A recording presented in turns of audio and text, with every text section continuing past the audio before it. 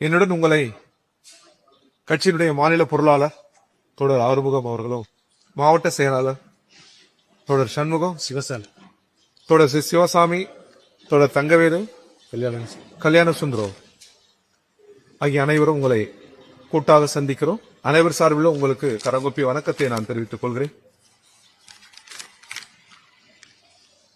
இந்தியாவுடைய முதல் பிரதமர் ஜவஹர்லால் நேரு அவர்களை விட அதிக நாட்கள் ஆட்சி பொறுப்பில் இருந்ததற்காக மாண்புமிகு பிரதமர் நரேந்திர மோடி அவர்களை நாட்டின் ஜனாதிபதி அவர்களும் துணை ஜனாதிபதி அவர்களும் புகழ்கிறார்கள், பாராட்டுகிறார்கள். பிரச்சனை அதுவல்ல. ஆனால் முன்னர் சுதந்திர இந்தியாவின் முதல் பிரதமர் நேருவை வசைபாடுகிறார். நாடு பின்னோக்கி போனதற்கும் இவ்வளவு சீரழிவுக்கும் அவர்தான் காரணம் என்பது போன்ற குற்றச்சாட்டுக்கள் ஏற்புடையதல்ல. நேருதான் சுதந்திர இந்தியாவில் பல கட்சி இயங்குமுறைக்கு சட்டபூர்வமான கருத்துக்களை கொண்டிருந்தவர். சட்டபூர்வமாக இருக்க வேண்டும் என்கிற கருத்தியலை கொண்டிருந்தார். டாக்டர் அம்பேத்கருக்கும் அத்தகைய கருத்து இருந்தது. இன்றைக்கு உலகமே வியக்கிற பல கட்சி இயங்குமுறை நம் நாட்டை நிலவுவதற்கு ஜவஹர்லால் நேரு, டாக்டர் அம்பேத்கர் போன்ற மேதைகள் தான் காரணம் என்பதை நாட்டின் பிரதமரோ பிஜேபி தலைவர்களும், அவர் மீது வசைபாடுகிற பிஜேபி தலைவர்களும் உணர வேண்டும் என்று நாங்கள் கேட்டுக்கொள்கிறோம். 5 ஆண்டு திட்டம், விவசாய நாடாக மிகவும் பின்தங்கி பிரிட்டிஷ் ஆட்சியின் கீழ் மிகவும் பின்தங்கியிருந்த இந்தியாவை உலகம் வியக்கும் அளவிற்கு மிக சிறந்த ஒரு நாடாக முன்னேற்றுவதில் 5 ஆண்டு திட்டம் ஒரு பெரும் பணி புரிந்தது. இதை உலகுக்கு அளித்தது தொடர் ஸ்டாலின். சோவியத் யூனியன், மிகவும் பின்தங்கியிருந்த ஒரு சோவியத் ரஷ்யா மிக பிரம்மாண்டமான வளர்ச்சி அடைந்ததற்கு காரணம் 5 ஆண்டு திட்டம். அந்த திட்டத்தை இந்திய மண்ணில் அமல்படுத்தியவர் ஜவஹர்லால் நேரு. அதில் நாடு பிரம்மாண்டமான முன்னேற்றங்களை அடைய துவங்கியது. இன்றைக்கு உலகத்திற்கு வளர்ந்த நாடுகளுக்கு இணையாக விண்வெளி ஆய்வில் ஆராய்ச்சி கூறுகளில் இந்தியா ஒரு பிரம்மாண்டமான இடத்தை பெற்றிருப்பதற்கு காரணம், இன்னும் சொல்வதென்றால், ஒரு சாராபாய் நமக்கு கிடைத்ததற்கும் ஒரு அப்துல் கலாம் நமக்கு கிடைத்ததற்கும் ஜவஹர்லால் நேரு போன்ற நமது தலைவர்கள் இட்ட அறிவியல் தொழில்நுட்ப அடித்தளம் தான் காரணம் என்பதை அவ்வளவு எளிதில் நாட்டின் பிரதமரும்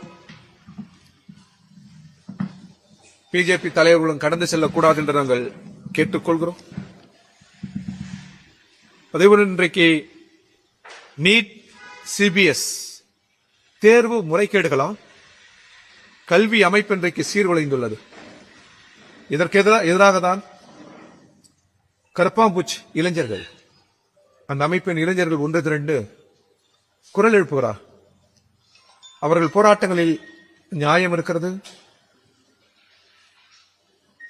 ஜனநாயக தன்மைக்குள் நின்று அவர்கள் எழுப்புகிற குரலுக்கு நாட்டின் பிரதமர், ஒன்றிய அரசு செவிமடுக்க வேண்டும் என்று நாங்கள் கேட்டுக்கொள்கிறோம்.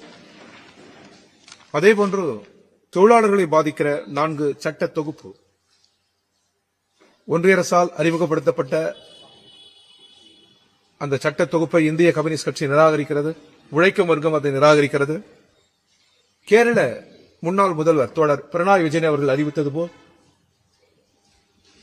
தமிழ்நாட்டில் அதை நாங்கள் அமல்படுத்த முடியாது என்று தமிழக முதல்வர் மாண்புமிகு விஜய் அவர்கள் அறிவிக்க வேண்டும். முன்பிருந்த நிலை தொடர்வதற்கும் உழைப்பாளி மக்களின் உரிமை சார்ந்து சிந்திப்பதற்கும் கூடுதல் கவனம் செலுத்த வேண்டும் என்று நாங்கள் கேட்டுக்கொள்கிறோம். அதேபோன்று 100 நாள் வேலை திட்டம், இந்த 100 நாள் வேலை திட்டம் என்பது இடதுசாரிகள் முன்மொழிந்தது. அது வறுமை ஒழிப்பின் ஒரு கூறு. அது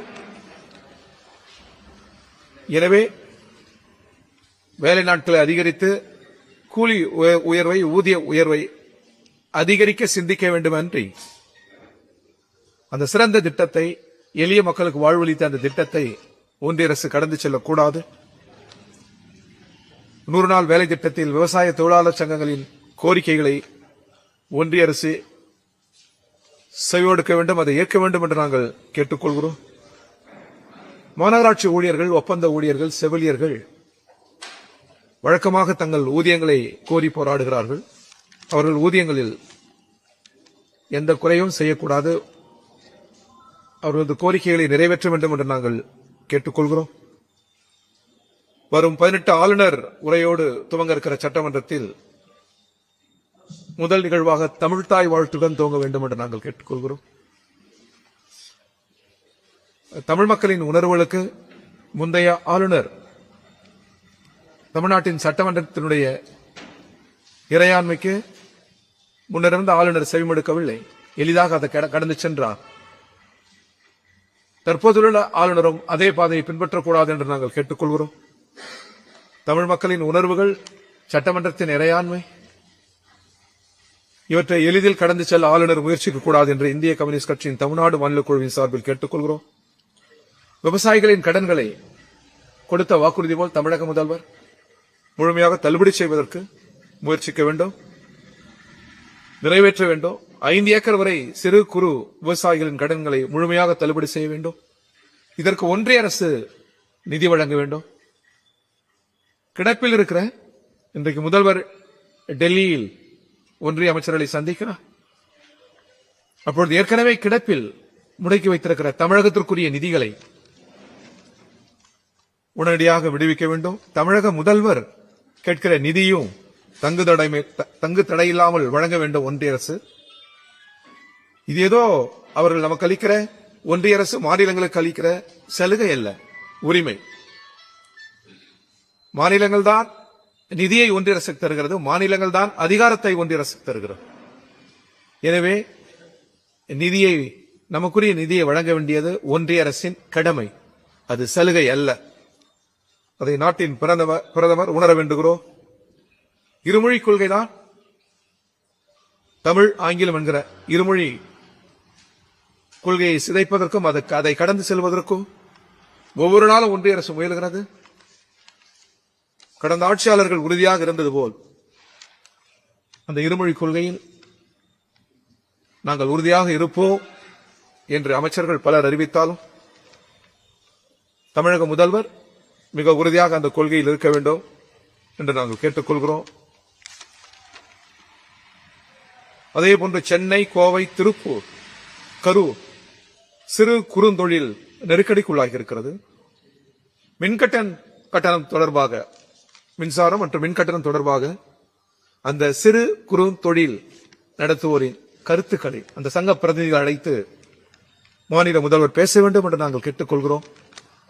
கார்ப்பரேட் யுகமாகிவிட்டது. இது கார்ப்பரேட் நாடுகள் மீது படையெடுத்து நாடுகளின் சிறு குறுந்தொழிலை அவர்கள் விழுங்குகிறார்கள் அல்லது சிதைக்கிறார்கள். எனவே நமது தற்சார்புக்கு ஆதாரமாக இருக்கிற அந்த சிறு குறுந்தொழிலை பாதுகாப்பதற்கு தமிழக அரசு கூடுதல் கவனம் செலுத்த வேண்டும் என்று நாங்கள் கேட்டுக்கொள்கிறோம். தமிழ்நாட்டின் அரசியல் நிகழ்வுகள், அதேபோன்று கோவை மெட்ரோ ரயில் திட்டம், சென்னையினுடைய மெட்ரோ ரயில் திட்டம், கிடப்பில் இருக்கிற அந்த மெட்ரோ ரயில் திட்டங்களை, மதுரை ரயில் திட்டங்களுக்குரிய நிதியை வழங்க வேண்டும், அந்த திட்டங்களை துவக்க வேண்டும் என்று நாங்கள் கேட்டுக்கொள்கிறோம். அரசியல் நிகழ்வாக வரும் காலங்களில் இடதுசாரிகள், ஜனநாயக சக்திகள் ஒன்றிணைந்து தமிழ்நாட்டின் நலனுக்காகவும் உழைக்க மக்களின் உரிமைகளுக்காகவும் நமது இந்தியாவினுடைய சட்டமுறைமைகளை காப்பதற்கான போராட்டங்களில் நாங்கள் ஒன்றிணைந்து செயல்படுவதாக நாங்கள் முடிவெடுத்திருக்கிறோம்.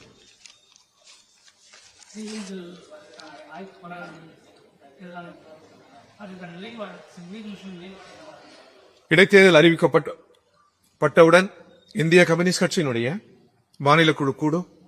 அன்றுள்ள சூழலை கருத்தில் கொண்டு எத்தகைய ஜனநாயக சக்திகளுடன் அணி சேர்வது அல்லது எத்தகைய தேர்தல் வியூகங்களை வகுப்பது என்று அப்பொழுது நாங்கள் முடிவு செய்வோம். அந்த முடிவை உங்களுக்கு அறிவிப்போம். இன்றுள்ள நிகழ்கால அரசியல் சூழலை கணக்கில் கொண்டா காங்கிரஸ் விலகிவிட்டது, திமுகவும் இந்திய கூட்டணியில் இடம்பெற மாட்டோம் என்று அறிவித்துவிட்டது. வேறு சில கட்சிகளும் தவிகாவில் அமைச்சரவையில் அங்கம் வருகிறது. இந்த சூழலில் ஒரு அணியாக அமைந்து போட்டியிடும் சூழல் இல்லை. எனவே வருங்காலங்களில் உள்ளாட்சி, சட்டமன்றம், நாடாளுமன்ற தேர்தலில் எத்தகைய முடிவை மேற்கொள்வது என்கிற வியூகத்தை அந்த சூழலில் நாங்கள் வகுப்போம். இப்பொழுதும் சொல்லுகிறோம், திமுக, அதிமுக, தவிக ஒரு ஜனநாயக சக்திகள். நாட்டு நலன் கருதி பொதுவான இயக்கங்களில் அவர்களுடன் இணைந்து எங்களால் பணியாற்ற முடியும், பணியாற்றுவோம். எங்களுக்கு அரசியலில் ஒரே ஒரு பகைமுரண் RSS, பிஜேபி தான். மற்றபடி தமிழ்நாட்டில் இருக்கிற எந்த அரசியல் கட்சிகளும் எங்களுக்கு பகைமுரண் அல்ல. அவர்களுடன் தேசத்தின் பொது நலன் சார்ந்த, உழைக்கும் மக்களின் பொது நலன் சார்ந்த, வர்க்க நலன் சார்ந்த பிரச்சனைகளில் ஒன்றிணைய முடியும், போராட முடியும் என்பதையும் நாங்கள் தெரிவித்துக் கொள்கிறோம். திமுக தான் ஆரம்பிச்சுருங்க. நாங்கள் ஆட்சி அமைக்கு இப்போ இடதுசாரிகள் நாங்கள் தான் வளர்க்கணும் சொல்கிறோம். இப்போ சண்முகம் ஐயான்னு சொல்லியிருக்காங்க. அப்படி எல்லாம் இல்லை, நாங்களாம் சுயமாக இது நீங்களா சுயமாக திமுக சொல்லி நீங்க கம்யூனிஸ்ட் கட்சி தனக்கென்று அமைப்பு நிலைகளை கொண்டிருக்கிறது, அரசியல் முடிவுகளை எடுக்கிறது. ஒருபோதும் தமிழக முதல்வர் ஏன் அவ்வாறு சொன்னார் என்று நமக்கு புரியவில்லை. அவரோடு இந்த 10 ஆண்டுகள் மிக நெருக்கமாக நாங்கள் பழகியிருக்கிறோம். 5 ஆண்டுகள் ஆட்சியில் இருந்தபோதும் ஒருபோதும் முதல்வரை சந்தித்த போது, அதாவது முன்னாள் முதல்வர் மாண்புமிகு ஸ்டாலின் அவர்களை சந்தித்த போது ஒருபோதும் எங்கள் உட்கட்சி விஷயங்களில் தலையிட்டதில்லை, எந்த அழுத்தையும் அவர் தந்ததில்லை. இப்பொழுது அவர் பேசியிருக்க கூடாது, அவ்வாறு அவர் பேசியிருக்க கூடாது. ஏனென்றால் அவருக்கும் தெரியும், நாட்டு மக்களுக்கும் தெரியும், கம்யூனிஸ்ட் கட்சி தன் இயல்பில் கூடி, அமைப்பாக கூடி அது வாதிக்கும், அரசியலாக முடிவுகள் எடுக்கும் என்பதை நாட்டு மக்கள் அறிந்திருக்கிறார்கள். அது அவ்வாறு பேசியிருக்க கூடாது. அது நீங்க அவரை கேட்கணும். நாங்க இந்துள்ள சூழலில் ஒரு கூட்டணி சூழல் இப்பொழுது இல்லை. தவிகாவுக்கு வெளியிலிருந்து ஆதரவு நாங்கள் செய்கிறோம். அரசியலாக மக்கள் வாக்களித்திருக்கிறார்கள். 108 இடங்கள் அவர்கள் பெற்றிருக்கிறார்கள். திமுக ஆட்சி அமைக்கும் சூழல் இல்லை, அதிமுக ஆட்சி அமைக்கும் சூழல் இல்லை, இந்த இரு ஜனநாயக கட்சிகளும் ஆட்சி அமைக்கும் சூழல் இல்லை. எனவே 108 இடங்களை தமிழக மக்கள் வாக்களித்து இடம் தந்திருக்கிற பொழுது ஆளுநர் தவிகாவை தான் அழைக்க வேண்டும். அவ்வாறு அழைக்காமல் அவர் காலதாமதம் செய்வது என்பது அரசியல் காய் நகர்த்த, மக்கள் அளித்த தீர்ப்பை கடந்து ஆளுநர் அந்த இடத்தை அமர்ந்து விடக்கூடாது என்பதற்காகவும், மீண்டும் ஒரு தேர்தல் திணிக்கப்பட்டு விடக்கூடாது என்பதற்காகவும், எல்லாவற்றுக்கும் மேலாக மக்கள் அளித்த தீர்ப்புக்கு மதிப்பளிக்க வேண்டும் என்கிற காரணிகளை கொண்டு இந்திய கம்யூனிஸ்ட் கட்சி வெளியிலிருந்து ஆதரவளிக்கிறது.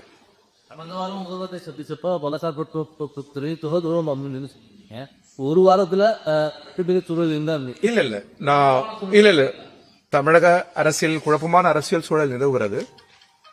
நாங்கள் நான் இப்பொழுது அறிவிக்கிற வரை அந்த கூட்டணியில் தான் இருந்தோம், அங்கேதான் வெற்றி பெற்றோம். ஒரு முறைப்படி எங்கள் கட்சியினுடைய நிர்வாக குழு கூடி இந்த அறிவிப்பை வெளியிடுவதற்கு முன்னால் அத்தகைய சூழலில் நாங்கள் நீடிக்கவில்லை என்று சொல்வதை காட்டிலும் அமைப்பாக கூடி நிர்வாக குழு கூடி எடுத்த முடிவை நான் உங்களுக்கு சொல்கிறேன். இன்றுள்ள அரசியல் சூழல், காங்கிரஸ் இல்லை, விசிக அந்த இடத்தில் இல்லை, IUML அங்கே இல்லை, காங்கிரஸ் இருக்கிற இடத்தில் நாங்கள் இந்திய கூட்டணியில் இருக்க மாட்டோம் என்று திமுக சொல்கிறது. இந்த சூழலில் ஒரு தேர்தல் அணி சேர்க்கையில் இந்திய கம்யூனிஸ்ட் கட்சி இடம்பெறுவதற்கு சூழல் இல்லை. எனவே இதை கருத்தில் கொண்டுதான் இத்தகைய முடிவை நாங்கள் எடுக்கிறோம். அவ்வாறு முடிவு எடுக்கிற போது எப்பொழுதுமே ஜனநாயக சக்திகளை நாங்கள் கடந்து சென்று விட மாட்டோம். அங்கே பகைமுரனுக்கு எந்த இடமும் இல்லை. நாங்கள் மீண்டும் அறிவிக்கிறோம், எங்களுக்கான அரசியல் பகைமுரண் கொண்ட ஒரு இயக்கம் பிஜேபி தான். என்னுடன் உங்களை கட்சியினுடைய மாநில பொருளாளர் தொடர் ஆறுமுகம் அவர்களும், மாவட்ட செயலாளர் தொடர் சண்முகம், தொடர் சிவசாமி, தொடர் தங்கவேலு, கல்யாண சுந்தரம் ஆகிய அனைவரும் உங்களை கூட்டாக சந்திக்கிறோம். அனைவர் சார்பிலும் உங்களுக்கு கரங்கொப்பி வணக்கத்தை நான் தெரிவித்துக் கொள்கிறேன்.